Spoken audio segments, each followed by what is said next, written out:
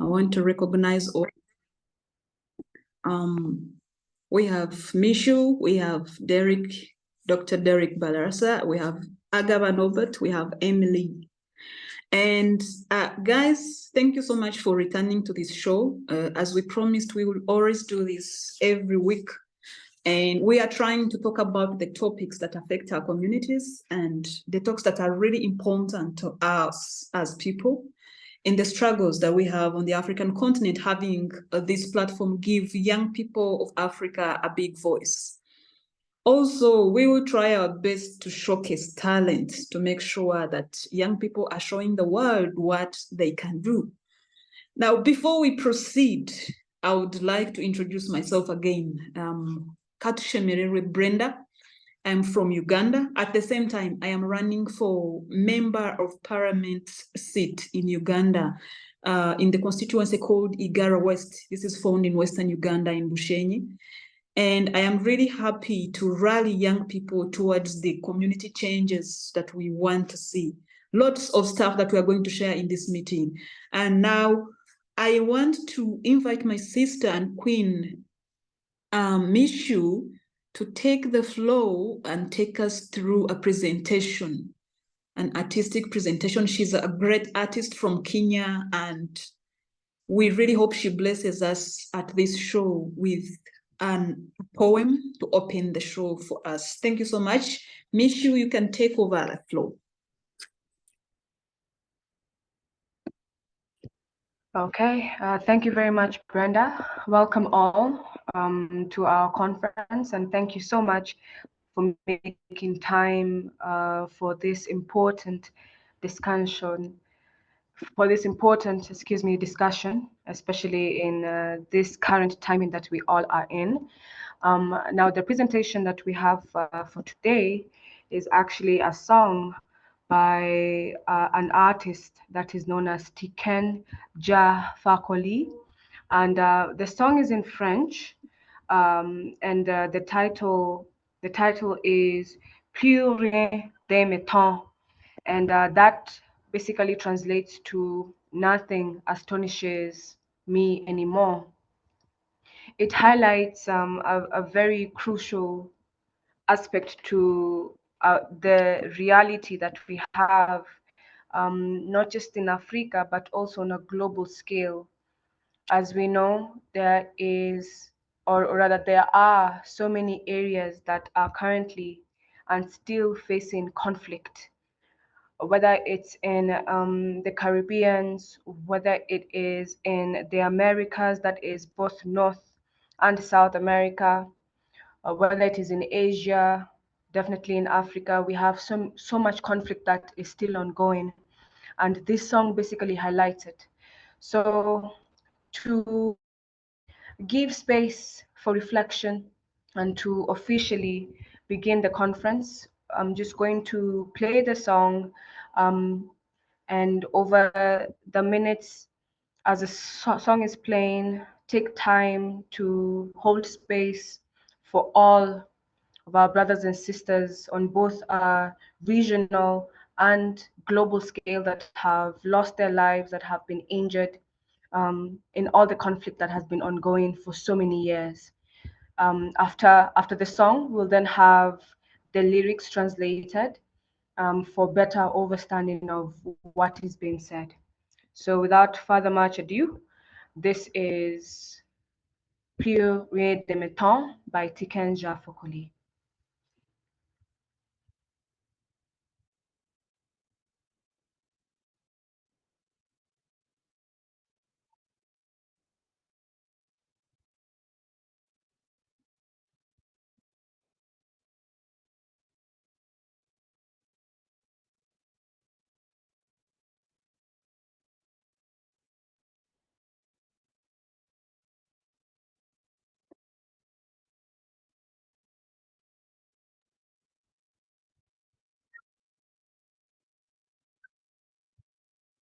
Sister Mishu, I hope you're setting it, because we aren't hearing anything.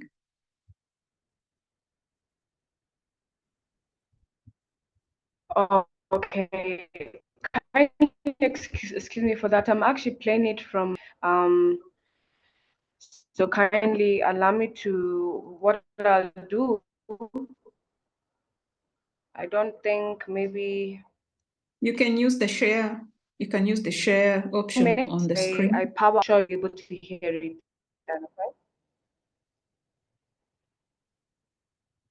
Okay, sure, no problem.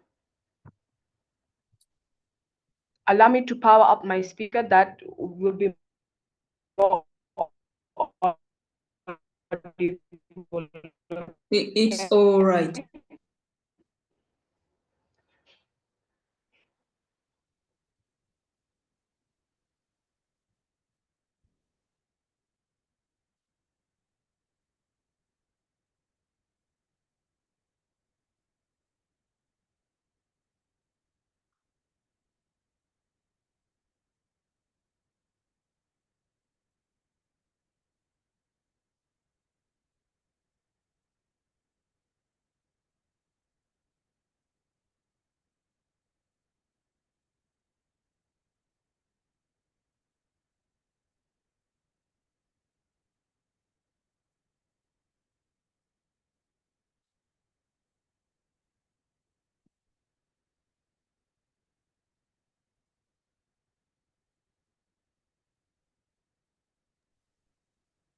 Mishu, do you have a link that you could share with me in the chat and maybe I can share it if it's not audible?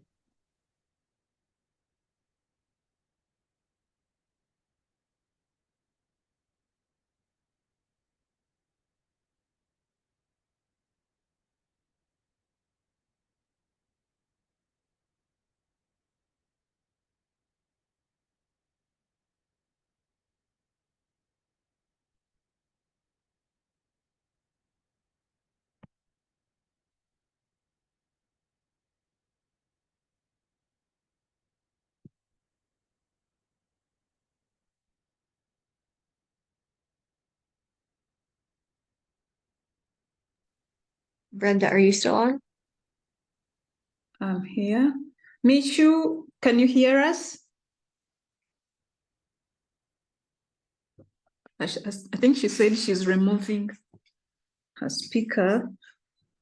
Probably we can go ahead, and as she gets ready, we talk more about the topic that we want to talk about today. We are basically talking about corruption and it's how it's rampant in Africa and what needs to be done to make sure that we can rid our countries of corruption. So recently, there has been very many protests in Kenya, and these protests are happening actually weekly. Every Tuesday, the young people on the streets protesting against lots of shortcomings of the government, I think including corruption. And yesterday, we also had the same in Uganda, though it was not on a big scale. It was a few people on the streets and the security forces displaying a lot of mighty power on the streets.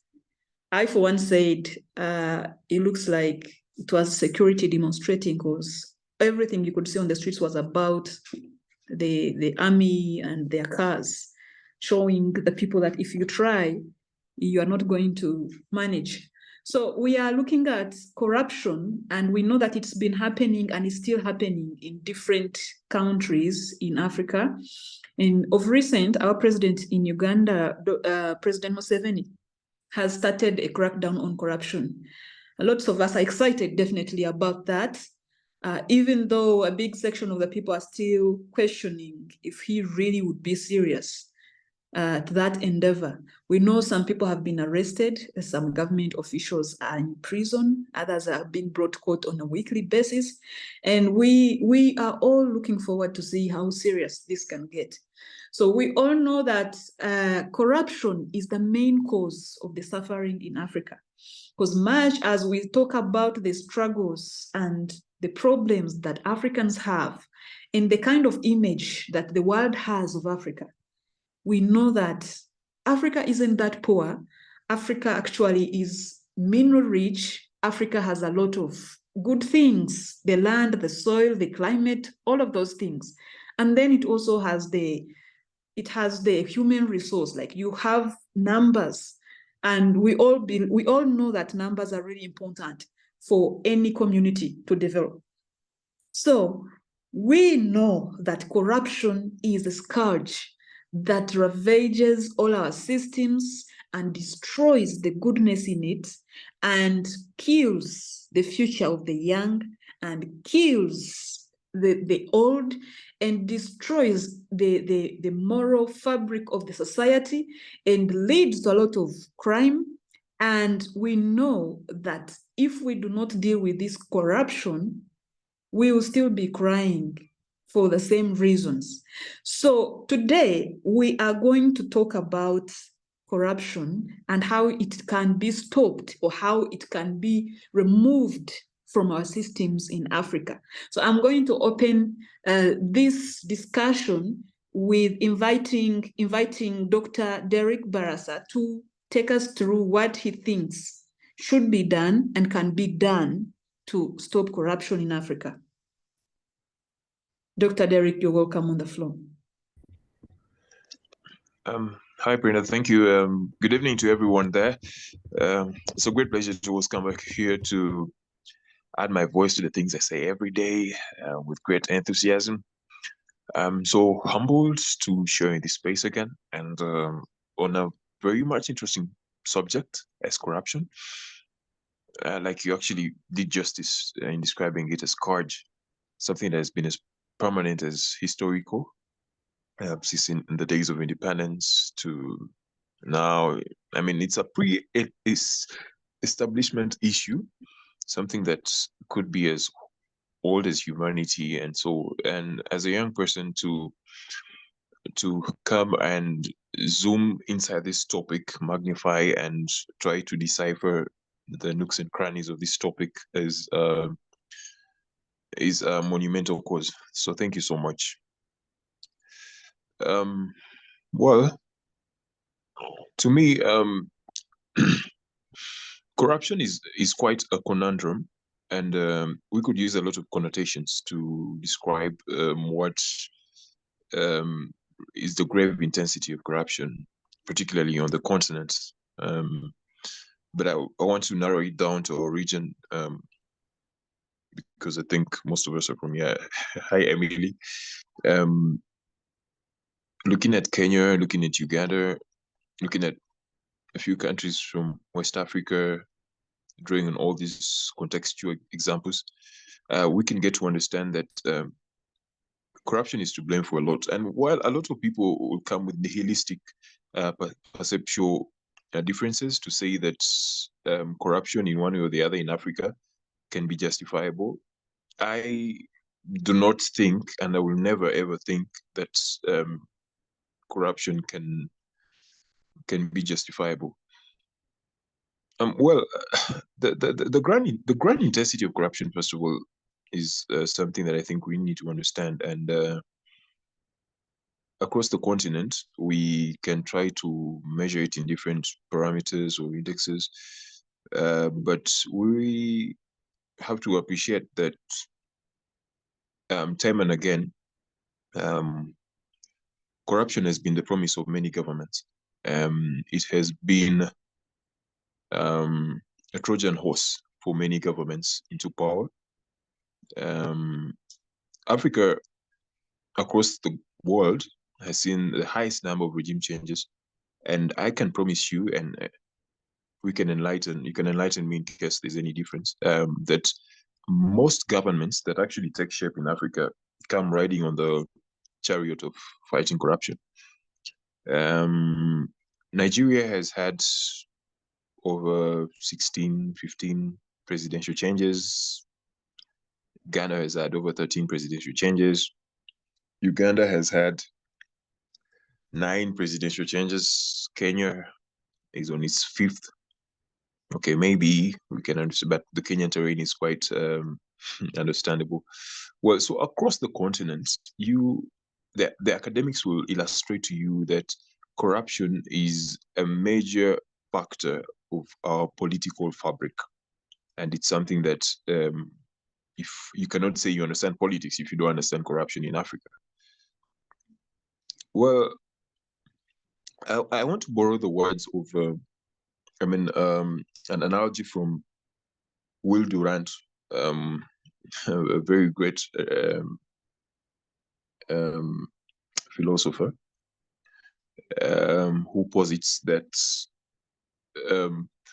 institutions of governance can be described by three features. And he said the first is monarchy, where rule is based on kingship that is inherited, passed through genetic code from one to the next, and or religion, which is a construct of society that we build to believe in a certain supernatural, pre-existent living, unalterable. And these two, looking at them, are very stable pillars of governance in society. But then the third that Will Durant actually posits is one based on evil, on corruption. He tries to posit that the tendency of man to gravitate towards reward system is very heretical. It's something that man has shown that he cannot do against.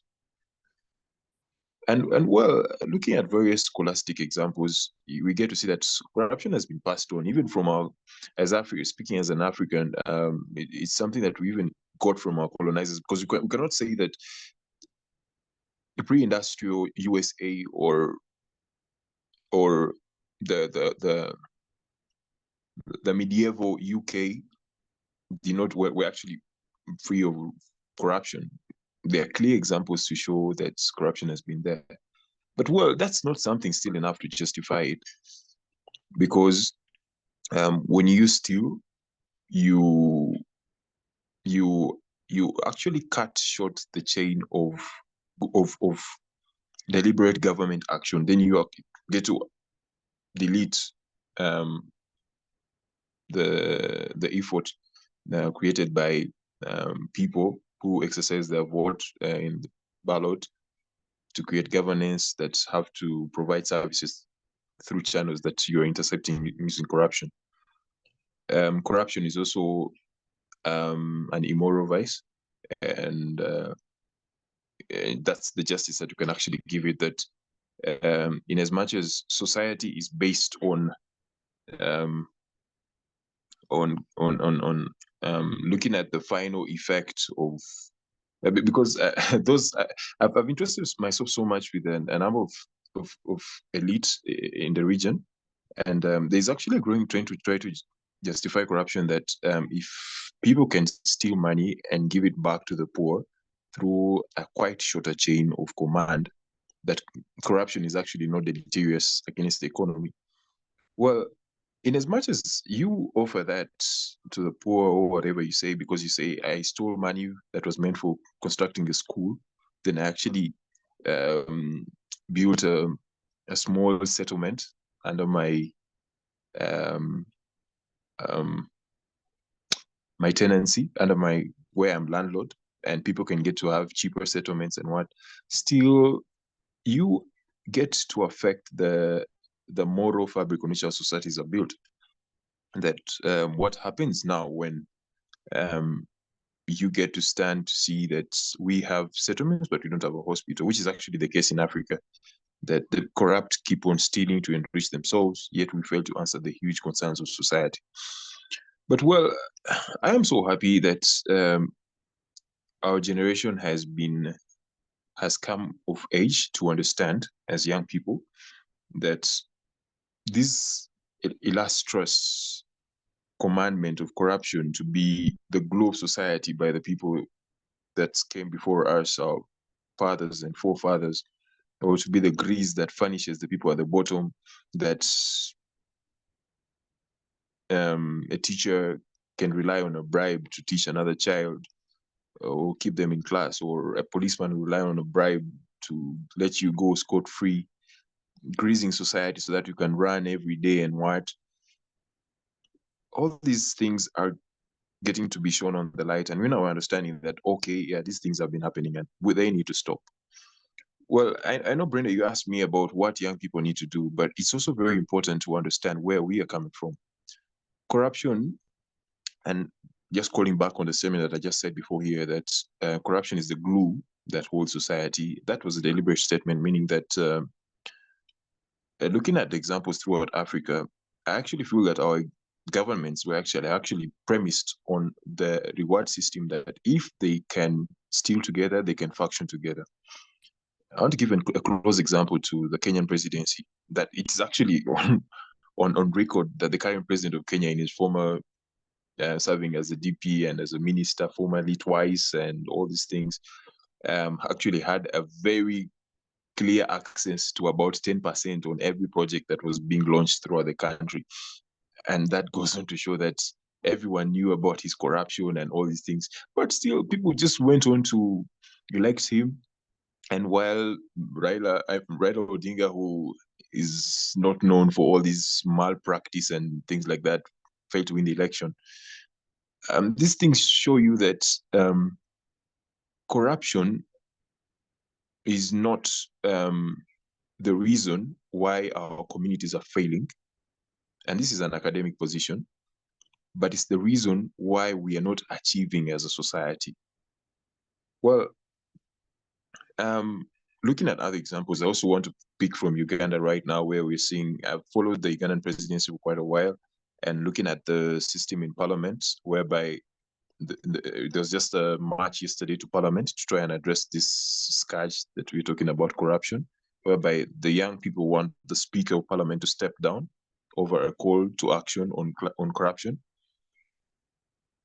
The Speaker has, through the machinations of the state and the presidency, been used and duped to use money plus her aggression against the media and people at the bottom of the chain to be able to manage the state, so that in as much as the ordinary people, those that are of the low class, provide the banal argument that corruption is bad for the state, yes, those that they elect do not get to base on whatever they think. They just continue to loot and keep on running the state. So corruption is part and parcel now of our split fast society, and it's tragic. But as young people now, this is now the issue, that what can we do as young people? Um, and it looks much more of an academic question, because none of the generations, and we are here to blame them, none of the generations before us has been so resolute to try and provide a voice that can be premised as discrete as ours, to say that, for example, the extreme punishment for corruption, that those that are engaged in corruption deserve to suffer through the pain of the services that they intercepted. I'm trying to say something like, and we've seen these examples from the Middle East and all these places, that if you prevented a hospital from happening, then you deserve to die. Well, that's a hard statement, but I mean, that just actually answers my issue here. That as young people, it is our critical thinking to actually provide such legislation. And I was speaking to someone this evening, and I asked them a question, and this was my critical thinking, that as young people, what do you think we're left with? And well, in as much as I feel young people are blessed with all this mindset that we can do a lot, I just think the best way of winning against the vicious cycle of evil that has been passed to us is by getting into this system and changing it from down up. We cannot influence corruption, which is a political issue, from the outside. I think, and I'm so glad to see Sister Brenda taking on a place in Parliament. You cannot answer these questions when you are outside. And that brings the philosophy of the inside outsider, or the outsider insider, that the greatest change that you can create is by being part of the system and actually implementing that system when you're inside. So as young people, as much as we're deprived of resources, deprived of all these things. We have the solidarity, we have the solid bond, the cohesion, plus the wit and intellect to get into these spaces and influence them. Corruption is not an evil that you're going to fight using the strong force of the gun or the militia or these instrumental premises. It's something that is of the mind, and it's something that can only be addressed with the human social capital that we have. How many young people out there are getting now indoctrinated into the belief that, like I was saying before, that corruption is actually good for society in the region? And it's so pitiful. It's quite, it's pathetic, doltish. And every time you listen to all these academics try to embellish and paint corruption as emollient, make it look like it's something that is here that is actually facilitating our society. It's so pathetic to come across all that every day. So, and many young people also getting trapped into that. And I got to see that yesterday. Right now I'm in Kampala, and I witnessed two of my friends actually in the cell right now. They were leading the activism. George Victor Otieno, Alokin Praise, and many others. Their position was that the people that have been part of these grant schemes deserve to step down. And while I think that is the quick fix to it, I think it's also important to think about what we replace them with. And much as we might be here to debate the whole process of, well, let's get less legislative action to create laws, tough laws against corruption and what, I'll tell you that the legal position of at least these two countries, Uganda, Kenya, is very, very strict on corruption. But however, addressing them is the big issue. It's just a big issue. It's just a big issue. Look at the recent Transparency International indexes, Transparency International indexes on corruption for Uganda and Kenya. Uganda is about, I think, 141. Kenya is 124 out of 180 countries on the continent. And well, I shudder because these are promising economies on the continent, very fast rising economies, but they are not doing as effective as we would have thought. So for me, as we start this discussion, I just feel that it's a call for young people to get into these spaces, exploit them, because we have the grand wit, intelligence, and might. We have the cohesive ability to pull ourselves together. We are the generation of social media. We are the generation of all this brilliance. I think when we sit down, cook our heads together, get into these spaces, and we can create a change. It's not just about the standing out and lamenting and what. We just have to be the inside outsiders, get to work from the inside and try to see how it works. Thank you. Thank you so much, Derek, and thank you everyone who is participating. Derek, you have spoken about a lot of issues that were very important to make the discussion rich. And I also want to chip in and say this corruption is not just happening. Thank you very much for that submission.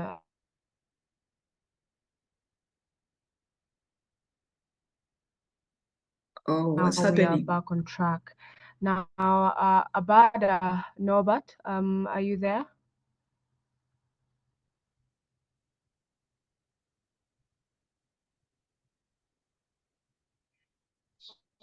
Yes, I'm there. Okay. So for today's meeting, we seem to be having a couple of technical glitches here and there, and also Brenda seems to be a bit caught up in the glitches as well. So kindly, in as much as this meeting is being recorded, for just a more smooth and much needed discussion, allow us.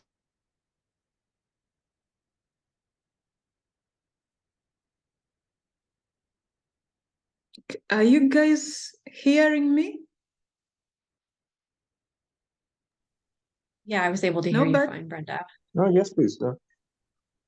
I'm there. oh, I think Michelle has a real serious technical problem from her side.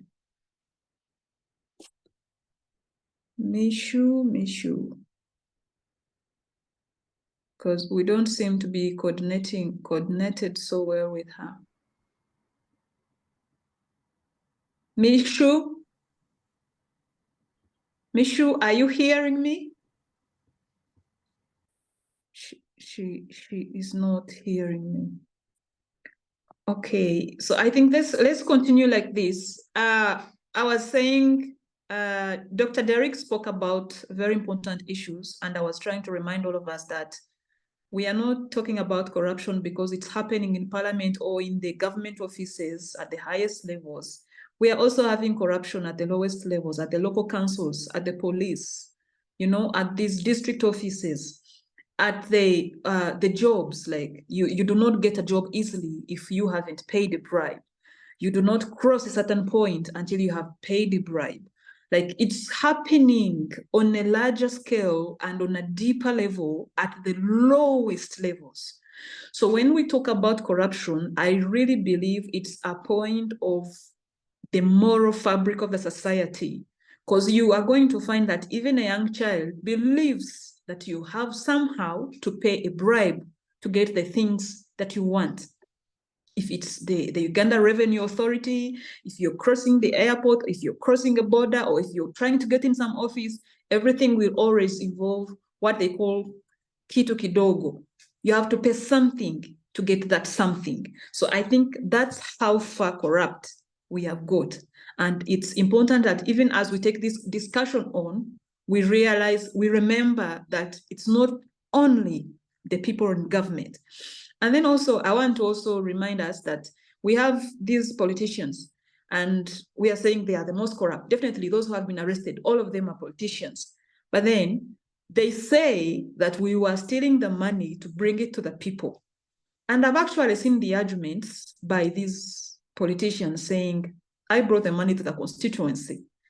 But the fact on the ground is, this guy probably stole 165 million and the constituency received 1 million.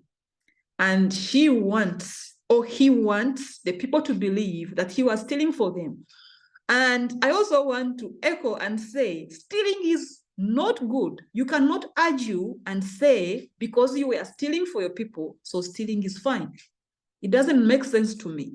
So if everyone is going to make the argument and say, we were stealing for you, we were stealing for you, that means the whole nation is going to turn into thieves.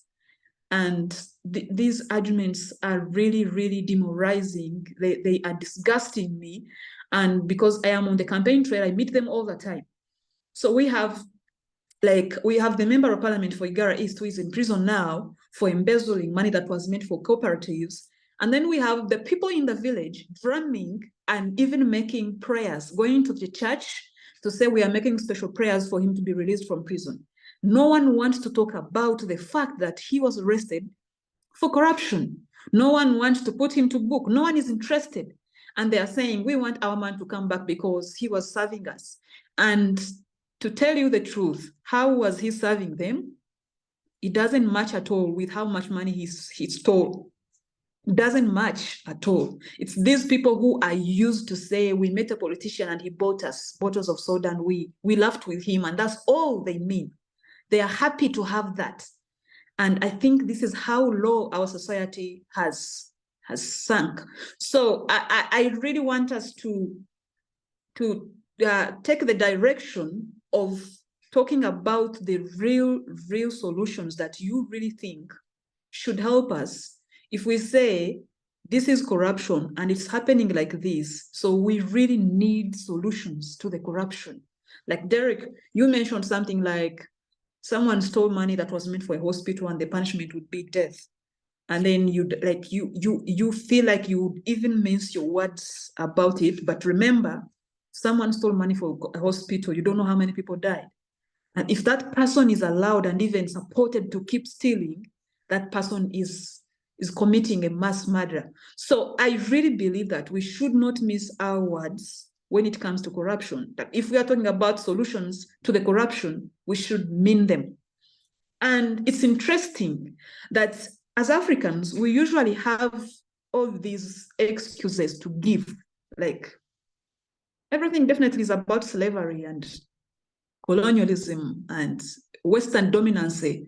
Everything is principally about that.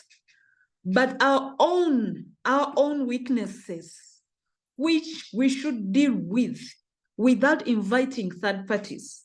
Like thinking about the things that are happening in the society that we should tackle, where we would not need someone to help us, where we would not need to ask advice from anyone from outside to say, someone is stealing public money that is supposed to take care of the people.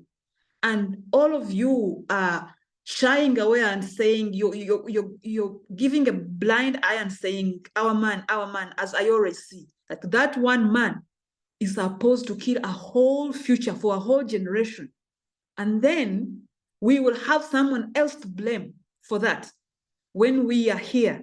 So I think it boils down to the people, to the teaching they get, to education they have, and to knowing what their rights are, knowing that you really have to do what's right. So when you take up those who you think are really enemies of your society, you also know you're not your own enemy. So this is how dire our situation is regarding what we ourselves are doing to destroy our own communities. So as we talk about the politics and look for support from the voters, if the voters are not educated on their rights and knowing to stand for the right things and standing to defend their rights and to check their leaders and to hold them accountable, I think Africa still has a very long way to go. So I would say I'm really happy with the Kenyan young people because they are standing up, and every time you meet them, you speak to them, the things they talk about, you can really see that they are fighting for the right things. If they are fighting corruption, they are fighting because they are jobless. They are fighting because they cannot afford the high taxes which are being imposed on them. They are fighting because there are abductions. Like, those are really points to fight for. Those are the right things. But then you have so many other nations where young people are not even able to articulate what the problem is. And this is the problem that we are facing even on our campaigns. Like, you will meet a whole massive, ignorant, young group of people where all of them are not able to know exactly what should be done, what they should be doing. And they are actually trying to drag you. They are trying to drag you to their level, to be able to discuss with them the things that are useless, the things that are short-term gains, like sitting down to share a bottle of soda or beer. Like, that's all that they want to talk about. And they want to joke about everything. I was looking at some, I think it's a journalist in Kampala, Farida Nakazwe. She was posting on her, I think she posted on her Instagram, and she was making a joke out of the protest that happened yesterday, saying she met someone who said, she met a security man who told her to run home. She made some kind of weird joke. And in my mind reading it, I was like, this is a journalist who is supposed to be teaching the people, who is supposed to be enlightening the people, make sure that people understand the issues. And she's making a joke out of everything, even the serious matters. And now we are looking at her, we are looking up to her as a leader. So the moment she makes that post, you see 2,000 people commenting with 2,000 jokes. Like, even when someone is being killed, or someone is arrested for no reason, or someone is making a statement that should be heard, or someone is being accused of corruption, we are still laughing. And I say, it's no wonder that the whole world will be laughing at us if we do not stand for the right things and speak what really should be done. So I'm really happy that we are having this discussion, and I hope that lots of people can engage in discussions like this and share and also learn to do the right thing. So I'm gonna invite, I hope Mishu, if you're listening, we want to hear your voice and we want you to speak about the topic. You're welcome on the floor if you're there. If you're not there, send a message and let us know. Okay.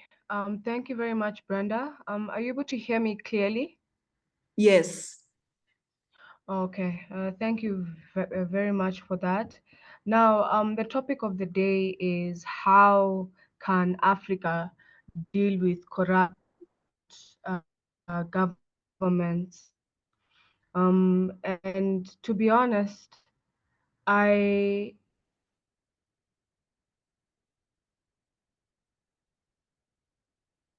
of the problems and the chaos that corruption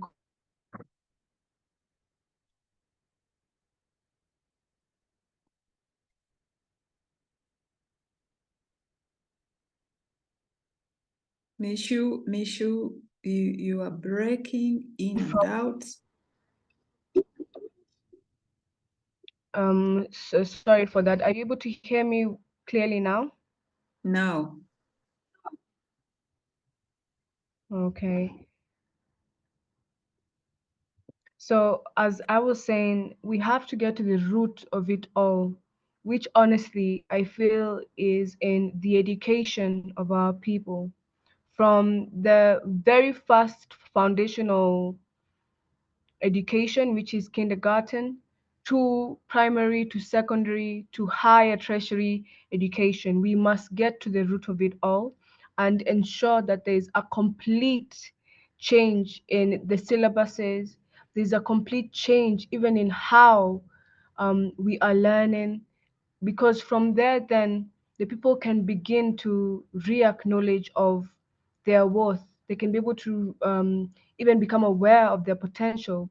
As Brenda highlighted, there are people whom, so long as they get, soda from their politician, or they get even here they'll give out what are known as lesos. Those are wrappings, like the traditional clothing. So long as they get that, like, that's okay, because that is what they have been made to believe they are worthy. So if and when we do have a complete revamp of the education that our people receive, then we will begin to see corruption dwindle. Because even when you look at how some people have, or rather some people feel the need to pay in order to get a job, is because they see, I have studied all these years. Now, the only thing that stands between me and the job that I want to have is small payment. They'll do it, but they do not realize how that now is linked to another person lacking essential services, you know. So it is in a complete revamp of the education that our people receive. And in the book Destruction of Black Civilization by Chancellor Williams, there is actually a draft of a syllabus that can be applied, all across Africa and even beyond the borders of Africa, because Africa feeds the world. The whole entire world stands, on the shoulders of Africa. Congo alone has provided coltan that has powered the phones and the laptops that we are using right now to connect even with this virtual conference. When you look at West Africa, you look at East Africa, Southern Africa, Northern Africa, there's immense contributions that Africa has made to the whole world up until today, and this now continues to fuel the corruption of our minds, the corruption of resources being looted because of how much wealth there is in Africa and how much of this wealth is being used by the other world. So when we deal with corruption with Africa, we deal with it on a global scale, because even in Pakistan, in Iraq, in the US, there is a lot of corruption. So it's definitely in the education, and once we get that education right, we'll be able to keep moving and keep going forward, because we also have to realize that the efforts that we're putting today are going to be picked up by next generations. Not to mean that we are entirely dependent on them choosing to continue with the struggle, but these issues will still continue, because there will always be individuals that feel they can take more and they should take more, you know. So it is in the education we need to reintroduce character, integrity back into our reasoning. A lot of the cases of corruption happen because that consciousness, you know, to think twice, think of how will this affect my brother, how will this affect my sister. No one is thinking along those lines anymore. So it's definitely in the education that our people are receiving.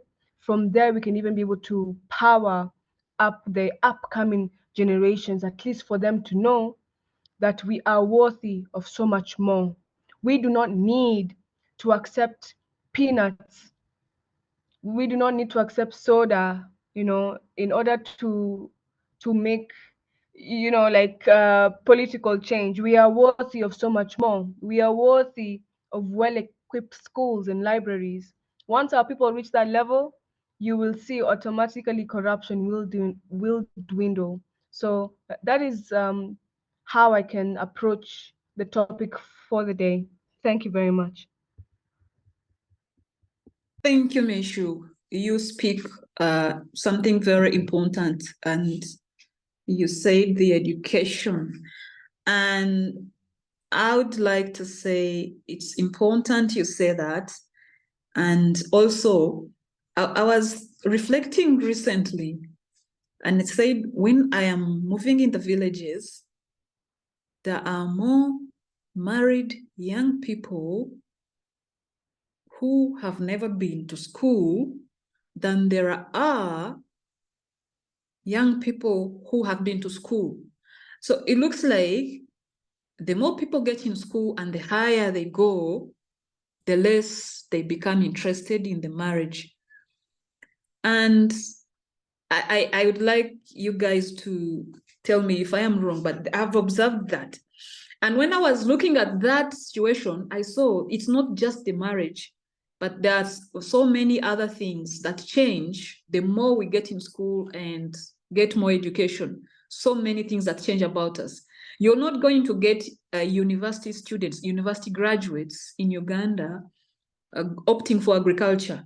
You will have more youth in the village that didn't reach their university level opting for agriculture, even though the university graduates are unemployed.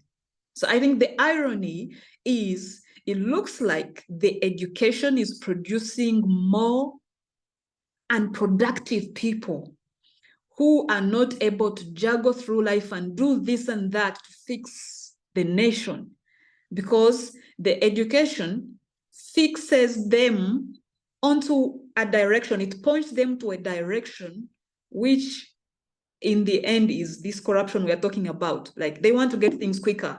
Like you graduate today, you work 5 years or 6, then you get in parliament and you want to have the things that you should not have.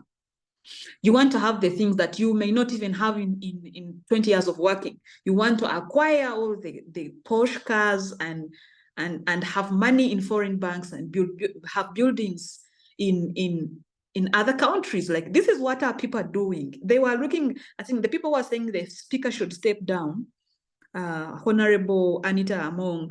They said they have said lots of things about her, but one of the things they've been showing on the internet is she buys dresses worth 2,000 USD, 3,000 USD, and actually the people really tag those dresses and say, we know she bought this dress here and it is this much. So if the speaker is wearing a dress this expensive, and then they also rewind and show you what she was dressing before she got to parliament. Like those are the questions.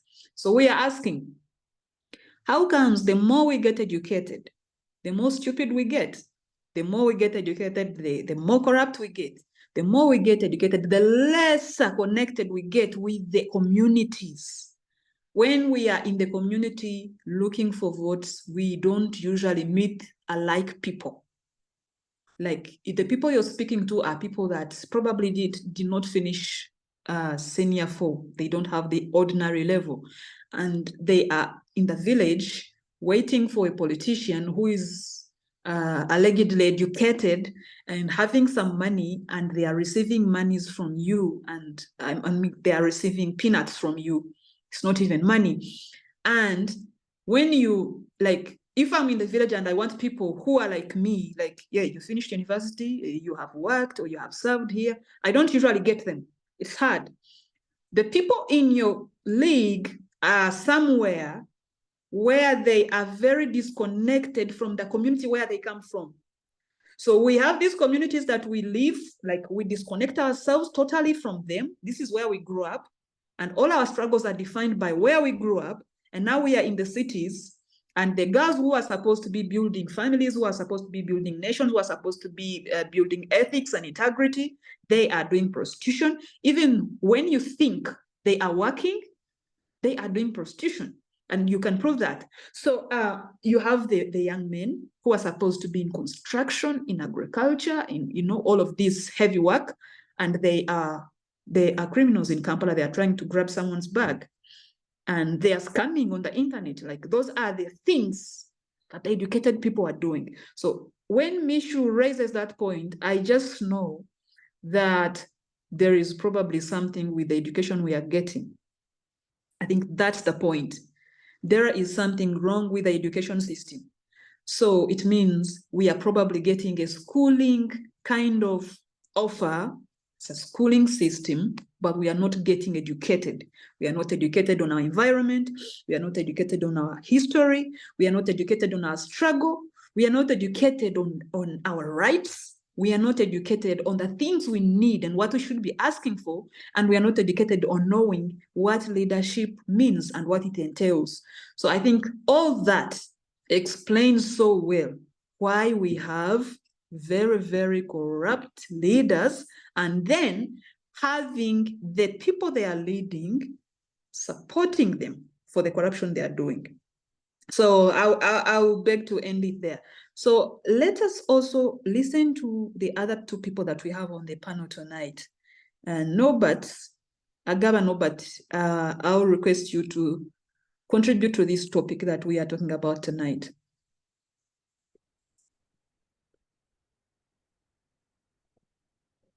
Hello. Yes, please. Hello. Okay. Yes, okay, we I are am. listening. Oh, okay. To me, I think corruption. To me, I think corruption is here and. Hello. We are listening. Please continue. Okay.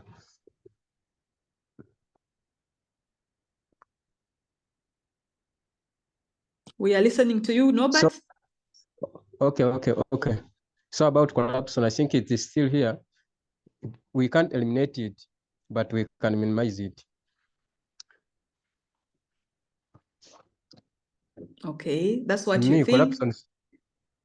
Corruption starts from the grassroots. For example, where from the district service commission, where you pay some money, then to get a job, which I think it is disturbing some of the people looking for jobs, because there is lack of transparency within the district service commission. So Okay, thank you. I'm still. I think there should be implementation. There should be transparent processes where they can clearly outline selection and criteria, procedures, and timelines. Then another thing is that institutions here are not independent. For example, starting from the judiciary, parliaments, and even other agencies of the government. For example, Okay.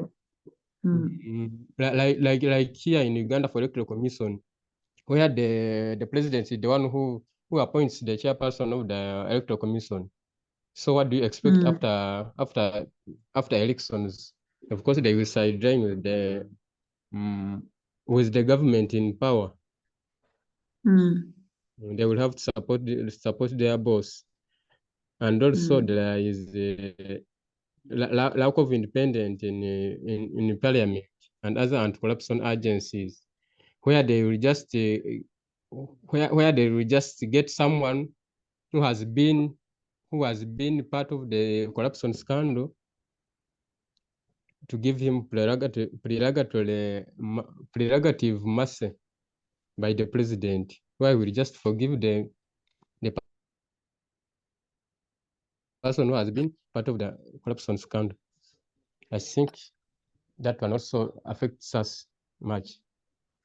Then there is like then there should be promotion of transparency within to access information and open data initiatives that can help citizens track government spending and seasons. Then citizens should be empowered in through education and civic engagement and community action. I think this can create a culture of accountability, where it will expose those who have just been in corruption scandals. Thank you Then so what I much. can say, like okay, right. Are you there? Yes, I'm there. No, but are you done? Hello. Are you done? I was like, there should be no, Yes, continue. not yet. I was like, there should be supportive. There should be support in investigative journalism, where a free place can expose corruption and bring it to public attention, where the citizen will know who has just been part of the scandal or not. I think that one also can help us to minimize it a bit. I Okay. think that's all I have. Thank you so much. You have given us some bulletin points to what should be done in cases of corruption, and I thank you so much. So I am sharing this photo. If you can look on your screens, that's the Member of Parliament for Igara East, Honorable Mawanda Maranga, who was arrested, I think maybe 3 weeks ago, for charges of stealing money that was meant for cooperatives. That's like touching the livelihood of thousands of people that would depend on that you have just stolen. So he has been brought to court so many times, maybe 3 times, and every time they take him back. And as you can see, he's a friend. The other general in black is visiting him with the prison wardens, and he's making himself busy tailoring. So that's our honorable. And I think I do this without any fear because it's what we are talking about. You know, you want to end corruption, but you are afraid to speak. You are afraid to expose the corrupt. You are afraid to even discuss it. And I know, yes, it's risky, but then this is the situation we are in. And if we want to put our societies right, we really have to speak the truth, the way it is. And I happen to be a neighbor to the constituency where this man is the member of parliament. And you can just imagine that this is a constituency now that their member of parliament is not in parliament for the last month. What that means, I hope you understand. And also to say, the very people he represents, some of them are busy fighting for him. You'll be surprised when he comes from prison and they reward him with another term. Such is the situation in our society. And then if you ask the people that why are you being on the side of someone that is killing your future, they will tell you he brought something here. So He stole from who? Those are the questions that we need to ask the people. So if he stole, he really stole, he had someone. Someone is hurt from the stealing that he did. So these are the questions. So I have also comments. When I put this topic out in the day, I got some people participating through writing, and someone, I think this is someone from the UK, he wrote a long text and he said, this is how we should fight corruption. And his name is Sandy Joffrey. And of the things that he mentions, he says, he says, to end corruption, we must be prepared to introduce capital offenses to kick out corruption. So corruption must be made treasonous. I think he gives that as a measure. Then we must be prepared to execute the corrupt and their families. And that way, spouses and their children will be able to tip off the authorities if they suspect them of involvement in corruption. Failure to tip off the authorities will mean that if they are found out, they will all be joining proceeds of corruption. All members of the family would be executed, and that should be done publicly for the whole country to watch on TV. Sounds dramatic, but that is the only way out. So he makes that point. And he makes so many other points on his submission, but I would like Derek to come on this one that I've just read. What do you think of this submission from this participant? Thank you so much. I actually find a lot of grace, a lot of truth. The historical example of the Asian giants, picking out Singapore, for example. One of the most revered philosophies that Lee Kuan Yew is remembered for is the MPH philosophy, where he tries to espouse his democracy on the tenets of meritocracy, M for meritocracy, P for pragmatism, and H for honesty. So I'm going to talk about honesty here. And one of the things he actually believes is that in governance. Just a little aside from Singapore, we get to see the countries that have taken a harsh stance on corruption. Particularly, I want to give an example: Japan and South Korea, among many others. I want to give us a clear example. I think in around 2013, there was a ferry that collapsed, killing around 137 school kids on the banks of the ocean. And I remember the prime minister, by the way, I can't remember their name. They had to step down. Well, I can assure you, if a road accident, a road carnage happened anywhere in Uganda, I don't think even the village chairperson would be held accountable for that, or that we would follow the chain of command until the eventual accident occurred. I mean, how many faults were actually seen along the way until the eventual accident occurred? So I strongly assert my belief in that statement, and I actually said it earlier, that I believe harsh punishment is very important for corruption. However, I don't just believe in the treatment, in the eventual kick out of corruption. I think we also need to look at where the corruption is coming from. I think our societies are based so much on what this whole thing of identity politics and looking at Africa in particular, our historical strengths has been built so much on tribal politics, on communities and all these things. And what we get to see right now, based on examples of Nigeria in the looking at their oil corruption and how a lot of money has been mismanaged over time, in how regions have been developing based on oil money. Looking at Zaire in the Mobutu regime between 1965 and 1997, how there has been a disparity in the way different regions changed and developed. And looking at South Africa in the apartheid era, looking at how all these different cluster societies were developing at different particular rates, or even looking at Kenya in particular in the Golden Bug scandal, and looking at those people that got enriched and how their regions actually go to get a bit more development as compared to others.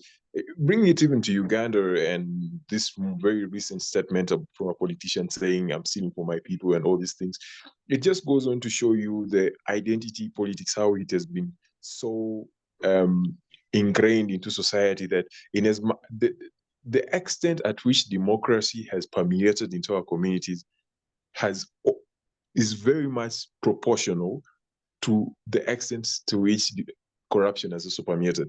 The two actually sync so fast. The more you have democracy, the more you have corruption. Because this democracy moves with identity politics, and people feel like they have to get their chance to steal. And that just goes on to also say what Norbert was saying earlier on, that this when you steal, the people actually feel like you're stealing for them, that you're stealing to benefit them and all these things. Well, that is where it actually comes from. But I also want to talk about something that came up in my mind, and I missed saying it before, about the structure of corruption.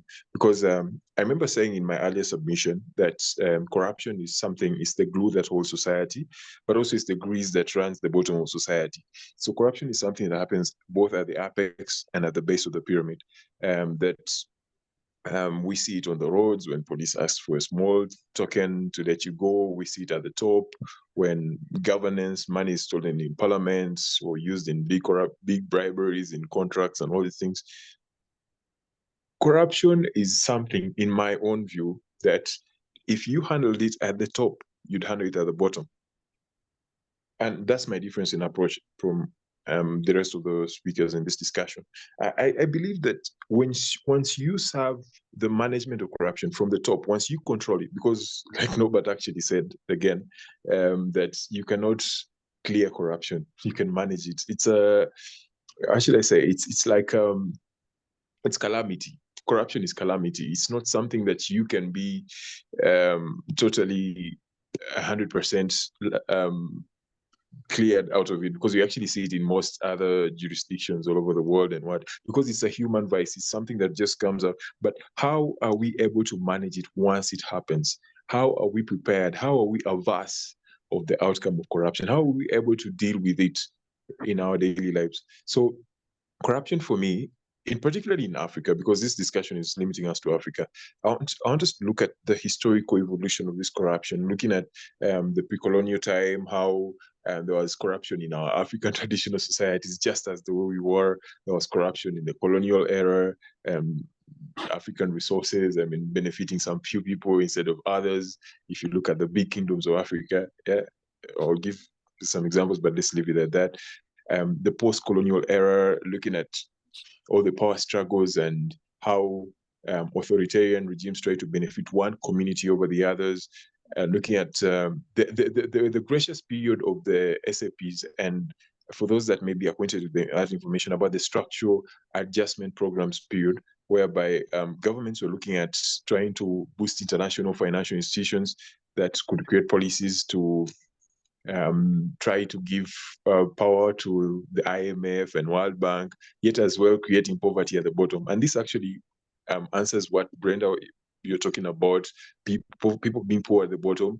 And for me, in my own understanding, I would believe that that's what we call structured poverty, that you create a society success by making a few people richer and those at the bottom poor. And what you end up having is you have a cohabitation, you have an ecosystem of the poor and the rich, where the rich survive on the poor for their wealth and the poor survive on the rich for the survival. So that kind of structured corruption just keeps on going on and on and on. And now today, what we see is in most parts of Africa, we see privatized economies and neoliberal reforms, big businesses setting up shop here, multinationals and all the things. So you end up seeing actually the same structural poverty that we talked about being permeated more and more and more. And then corruption becomes something very, very harder to fight. And that's why I'm telling you, this is what we call structural corruption. And this is something that you deal with at the top.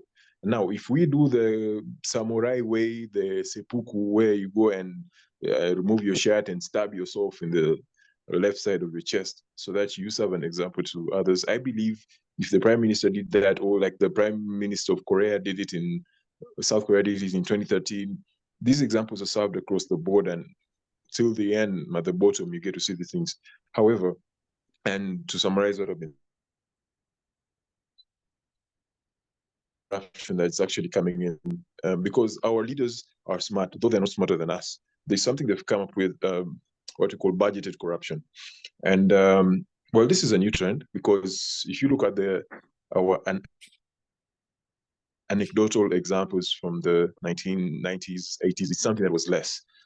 These days, the money is not stolen by utter theft or what under law is called exploitation, just meaningful taking of the money from an account and just running it maybe in an offshore account in Panama or the Cayman Islands.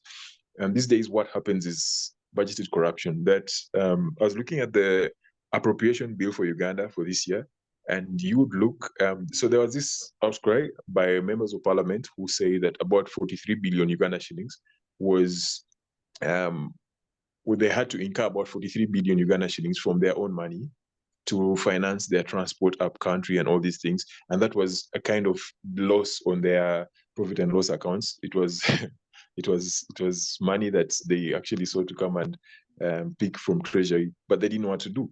So what they had to do was stash it in various different corners of the budget so that they could be able to receive it and compensate themselves. So there's that. And also looking at, even I also read through the Kenya appropriations bill in brief. You'd look at all these small anecdotal examples of ways that legislators have a way to pick money in broad daylight and look like nothing has happened.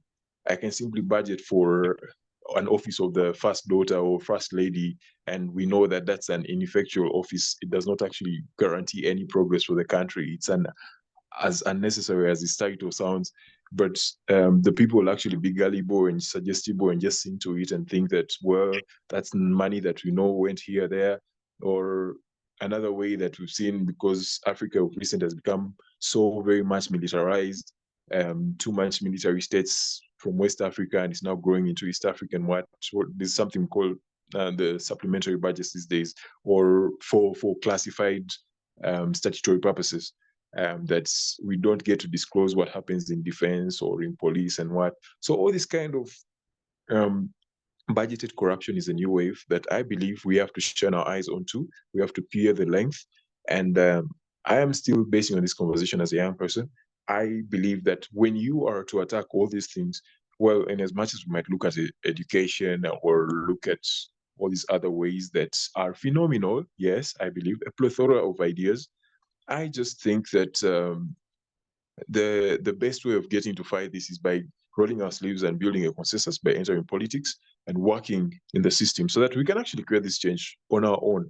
And sitting back from the sides may not really yield much, or education is actually a long-term kind of fix, which might be quite uncertain about how well we can actually reap from it. But if we got into, because I believe raising a litany of about 20 or 30 young people who can actually lead the country into greatness is not a hard thing. Yeah. So for the sake of time, I'll just stop there. But that's what I think.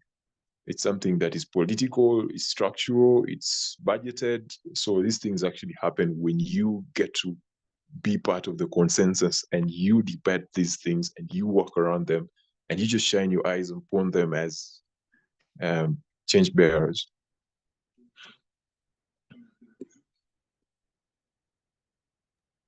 Okay, thank you so much, Dr. Derek.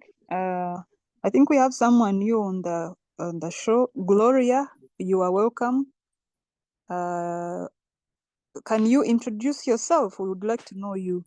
Then Mishu, you can wind up. I think we have like 20 minutes to finish this show. You can wind up, take over and wind up, and then we can end.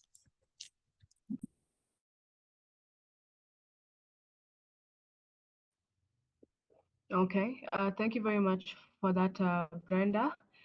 Before we conclude, Gloria, kindly just introduce yourself, and share your views on the topic of the day, which is how can Africa deal with corrupt governments. Share your ideas on perhaps strategies that would be applicable for the complete eradication of corruption in our motherland. Thank you.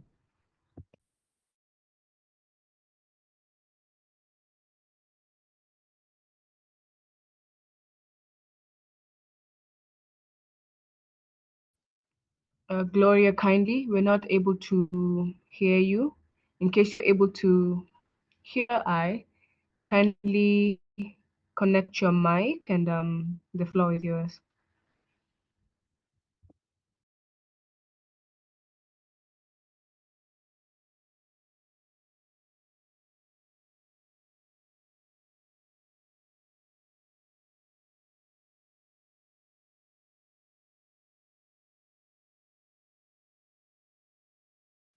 Okay, unfortunately, it seems as though we don't have a connection to Gloria yet.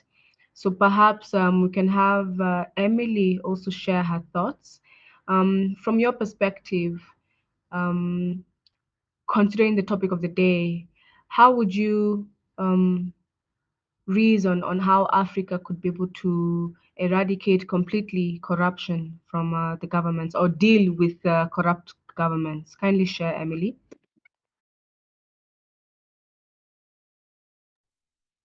Hi, thank you. I will pass only because I'm during my workday, so I haven't been able to fully participate. My apologies for that. So when we edit this Zoom, I think we should edit this Zoom recording, and I'd be happy to take out this part where I'm telling you that I've only been half listening. My apologies, but it's 4 o'clock in the evening or afternoon, and I'm still working. It's all right. It's all Okay. right. No problem. At least you're honest. Thank you for the honesty. So, Brenda, perhaps we can try just continue. If then we see perhaps if we can connect to Gloria. If not, we just have to then conclude. Okay, I think let's conclude. The time has run out for us, but the topic today was how can we eradicate corruption, or how can we fight it? And all the participants did a great job trying to talk about. I know it's a very, very tricky topic to even discuss, but we have tried. Everyone has tried, and I want to thank all of you for attending.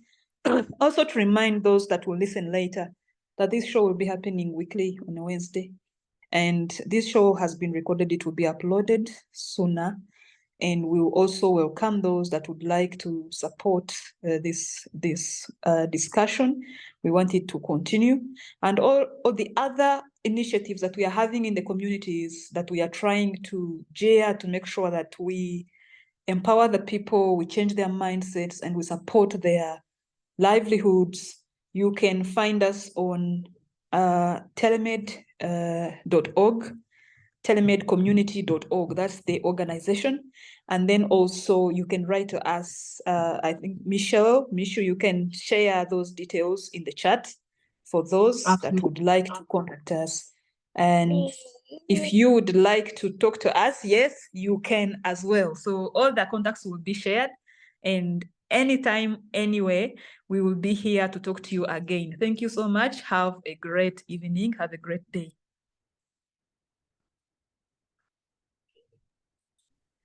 Thank you. Good night. Good night too. Thank you, everyone. Take care. All right, thank you.